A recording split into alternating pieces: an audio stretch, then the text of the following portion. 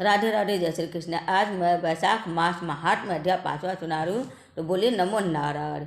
इस अध्याय में यम ब्राह्मण संवाद नरक तथा स्वर्ग में ले जाने वाले कर्मों के बारे में बताया गया।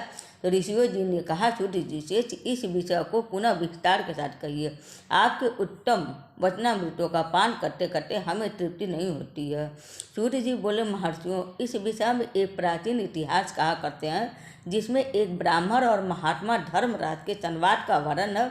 ब्राह्मण ने पूछा, धर्मराज, धर्म और अधर्म के निर्णय में आप सबके लिए परम स्वरूप हैं, अतः बतलाइए, मनुष्य किस कर्म के नरक में पड़ते हैं तथा किस कर्म के अनुष्ठान से वे स्वर्ग में जाते हैं। कृपा करके इन सब बातों का वर्णन कीजिए।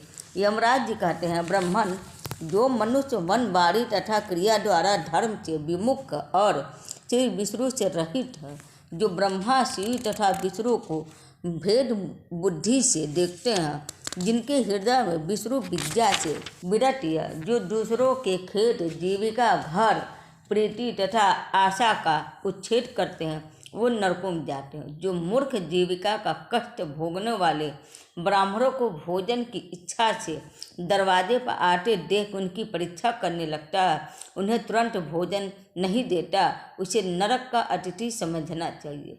जो मूढ़, अनाथ, वैश्य, दीन, रोगातुर तथा वृद्ध मनुष्य पर दया नहीं करता तथा जो पहले कोई नियम लेकर पीछे अजितेंद्रियता के कारण उसे छोड़ देता है, वह निश्चय ही नरक का पात्र है। जो सब पापों को हरने वाले दिव्य स्वरूप, व्यापक, विजयी, सनातन, अजन्मा, चतुर्भुज, अच्युत, विष्णु रूप दिव्य पुरुष श्री नारायण देव का पूजन, ध्यान और स्मरण करते हैं, वे श्री हरि के परम धाम को प्राप्त होते हैं। यह सनातन श्रुति है। भगवान दामोदर के गुरुओं का कीर्तन के मंगलमय है।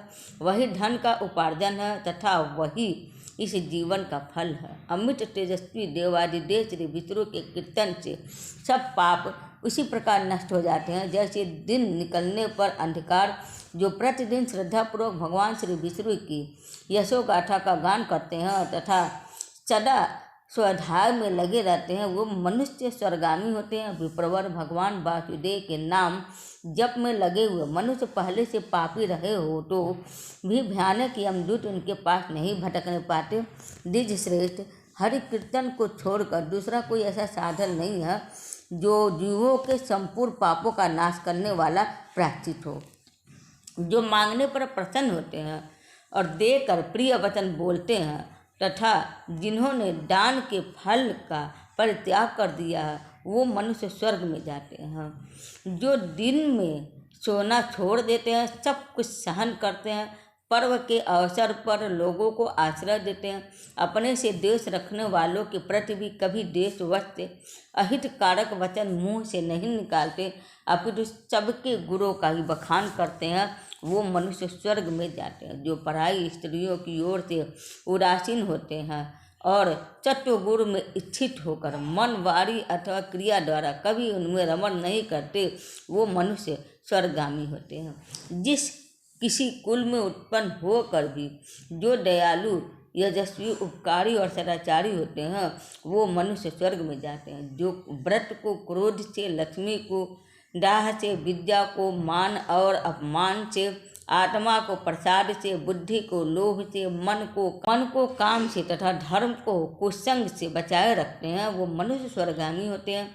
विप्र, जो शुक्ल और कृष्ण पक्ष में भी एकादशी को विधि पूर्वक उपवास करते हैं, वो मानव स्वर्ग में जाते हैं। और समस्त बालकों का पालन करने के लिए जैसे माता बनाई गई हैं तथा रोगियों की रक्षा के लिए जैसे औषधि की रचना हुई है, उसी प्रकार संपूर्ण लोगों की रक्षा के लिए निमित्त एकादशी तिथि का निर्माण हुआ है। एकादशी के व्रत के समान पाप से रक्षा करने वाला दूसरा कोई साधन नहीं है, अतः एकादशी को विधि पूर्वक उपवास करने से मनुष्य स्वर्गलोक में जाते हैं।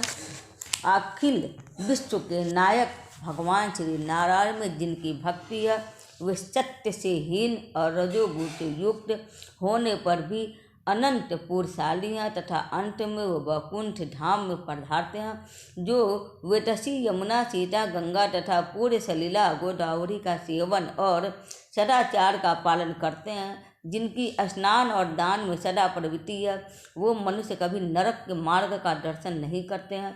जो कल्याणदायिनी नर्मदा नदी में गोते लगाते तथा उसके दर्शन से प्रसन्न होते, वो पाप रहित हो महादेव जी के लोक में जाते और चिरकाल तक वहाँ आनंद भोगते हैं। जो मनुष्य चर्मवती चंबल नदी में स्नान करके शौच संतोषादि नियमों का पालन करते हुए इसके तट पर विशेषतः व्यासारम में 3 रात निवास करते हैं और स्वर्गलोक के अधिकारी माने गए हैं, वो लोग जो लोग गंगा जी के जल में अथवा प्रयाग, केदारखंड, पुष्कर, व्यासारम या प्रभास क्षेत्र में मृत्यु को प्राप्त होते हैं, वो विष्णु लोक में जाते हैं। जिनकी द्वारका या कुरुक्षेत्र में मृत्यु हुई है, अथवा जो योगाभ्यास से मृत्यु को प्राप्त हुए हैं, अथवा मृत्यु में जिनके मुख से हरि इन 2 अक्षरों का उच्चारण हुआ हो, वो सभी भगवान श्री हरि के प्रिय हैं। हे विपरीत, जो द्वारिकापुरी में दिन रात भी ठहर जाता है, वह अपनी 11 इंद्रियों द्वारा किए हुए सारे पापों को नष्ट करके स्वर्ग में जाता है। ऐसी वहाँ की मर्यादा है। बासुरा व्रत एकादशी के पालन से होने वाला धर्म तथा यज्ञादि के अनुष्ठान से उत्पन्न होने वाला धर्म, इन दोनों के विधाता ने तराजू पर रख कर तौला था। उस समय इनमें से पहले का ही पलड़ा भारी रहा। ब्राह्मण जो एकादशी सेवन करते हैं तथा जो अच्युत अच्युत कहकर भगवान नाम का कीर्तन करते हैं, उन पर मेरा शासन नहीं चलता। मैं तो स्वयं ही उनसे बहुत डरता हूँ। जो मनुष्य प्रत्येक मास में 1 दिन अमावस्या को श्राद्ध के लिए नियम का पालन करते हैं और ऐसा करने के कारण जिनके पितर सदा तृप्त रहते हैं, वे धन्य, वे स्वर्गगामी होते हैं। भोजन तैयार होने पर जो आदरपूर्वक उसे दूसरों को परोसते हैं और भोजन देते समय जिनके चेहरे के रंग में परिवर्तन नहीं होता है, वे शिष्ट पुरुष स्वर्गलोक में जाते हैं। जो मर्त्य लोक के भीतर भगवान श्री नर नारायण के आवास स्थान और बद्रिकाश्रम में और नंदा सरस्वती के तट पर 3 रात निवास करते हैं, वो धन्यवाद के पात्र और भगवान श्री विष्णु के प्रिय हैं। ब्राह्मण जो भगवान पुरुषोत्तम के समीप जगन्नाथपुरी में 6 मास तक निवास कर चुके हैं, वो अच्युत स्वरूप हैं और दर्शन मात्र से समस्त पापों को हल लेने वाले हैं। जो अनेक जन्मों में उपार्जित पूर्य के प्रभाव से काशीपुर में जाकर मणिकर्णिका के जल में गोते लगाते और श्री विश्वनाथ जी के चरणों में मस्तक झुकाते, वो भी इस लोक में आने वाले वंदनीय होते हैं। जो श्री हरि की पूजा करके पृथ्वी पर कुश और तिल बिछाकर चारों ओर तिल बिखरते और लोहा तथा दूध देने वाली गौ दान करके विधि पूर्वक मृत्यु को प्राप्त होते हैं। जो मनुष्य स्वर्ग में जाते हैं, जो पुत्रों को उत्पन्न करके उन्हें पिता पितामहों के पद पर बिछाकर ममता और अहंकार से रहित होकर मरते हैं, वे भी स्वर्गलोक के अधिकारी होते हैं। जो चोरी डकैती से दूर रहकर सदा अपने ही धन से संतुष्ट रहते हैं अथवा अपने भाग्य पर ही निर्भर रहकर जीविका चलाते हैं, वो मनुष्य स्वर्गामी होते हैं।